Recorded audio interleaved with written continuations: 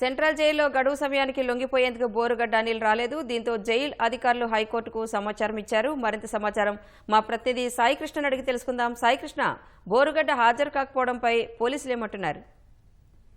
ఈ రాష్ట్ర వ్యాప్తంగా సంచలనం కలిగించింది. ఈ వ్యవహారంపై ఉత్కంఠ కూడా నెలకొంది. ఇవాళ మంగళవారం బోరుగడ్డ అనిల్ కుమార్ గడువు బెయిల్ హైకోర్టు ఇచ్చిన బెయిల్ గడువు ఈ సాయంత్రం 5 గంటలతో ముగిసింది. అతను ఎట్టి పరిస్థితుల్లోనూ రాజమహేంద్రవరం కేంద్ర కారాగారానికి వచ్చి లొంగిపోతాడు అనేది కూడా అధికారులు ఎదురు చూశారు. ఉదయం నుంచి కూడా సెంట్రల్ జైలు అధికారుల ఉత్కంఠ కూడా నెలకొంది. ఈ వ్యవహారంపై ఇప్పటికే కొంత జైలు వర్గాలపై కూడా విమర్శలు వచ్చాయి. అతను మధ్యంతర బెయిల్ పై విడుదలైన సమయంలో కూడా సంబంధిత అధికారులకు సమాచారం ఇవ్వలేదన్న ఆరోపణలు కూడా వచ్చాయి. ఈ పరిస్థితుల్లో అతని కోసం రాజమహేంద్రవరం సెంట్రల్ జైలు అధికారులు ఎదురు చూశారు. అయితే గడువు సమయం 5 గంటల సమయానికి మాత్రం అతను చేరుకోలేదు. వెంటనే అప్రమత్తమైన జైలు అధికారులు హైకోర్టుకు, రాష్ట్ర ఉన్నత న్యాయస్థానానికి సమాచారం ఇచ్చేందుకు మొత్తం సిద్ధం చేస్తున్నారు. అట్లాగే తూర్పుగోదావరి జిల్లా ఎస్పీ నరసింహకిషోర్ కూడా ఒక నివేదిక సమర్పిస్తున్నారు.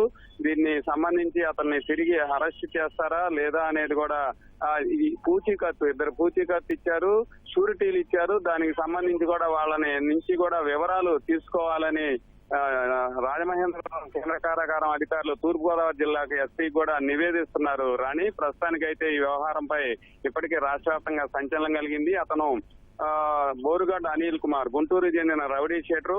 గుంటూరులోని లలిత సూపర్ స్పెషాలిటీ ఆసుపత్రి నుంచి తప్పుడు ధృవీకరణ పత్రం ఫోర్జరీ కూడా చేసి అతను ఒక మెడికల్ సర్టిఫికెట్ తీసుకొని హైకోర్టుకు నివేదించడం, దాన్ని ముందు ఇచ్చిన బెయిల్ ను పొడిగించడంతో ఇవాళ గడువు పూర్తయింది. ఈ మొత్తం వ్యవహారంపై పోలీసులు సమాచారం తీసుకోవడం, అది బహిర్గతం కావడంతో రాష్ట్ర వ్యాప్తంగా కూడా సంచలనం కలిగింది.